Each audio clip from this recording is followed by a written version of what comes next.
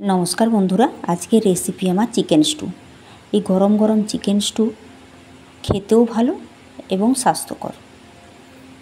আমি ডুমো করে গাজর, পেঁপে, আলু, টমেটো, কাঁচা লঙ্কা, পেঁয়াজটা এভাবে কেটে নিলাম। কড়াইতে তেল দিয়ে এক টুকরা দারুচিনি, একটা এলাচ, দুটো লং, একটু তেজপাতা ছিঁড়ে তেলের উপরে দিয়ে চিকেনটা একটু দিয়ে একটু নেড়ে নিয়ে তার উপরে পেঁপে,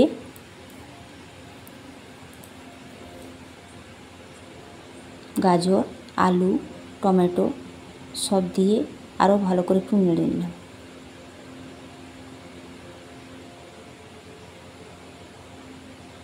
দুটো কাঁচা লঙ্কা, পেঁয়াজ কুচি দিয়ে দিলাম।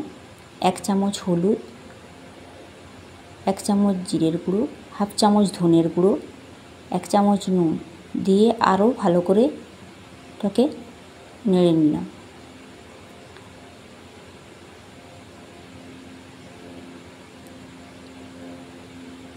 নাড়া হয়ে গেলে পরিমাণ মতো জল দিয়ে দিলাম। 5 মিনিট ফুটতে দিলাম। ঝোলটা ফুটে আসলে আমি গোলমরিচ গুঁড়ো করে দিয়ে দিলাম। আমার রেডি চিকেন স্টু। আমার সব কিছু সেদ্ধ হয়ে গেছে। এই গরম গরম চিকেন স্টু খুব স্বাস্থ্যকর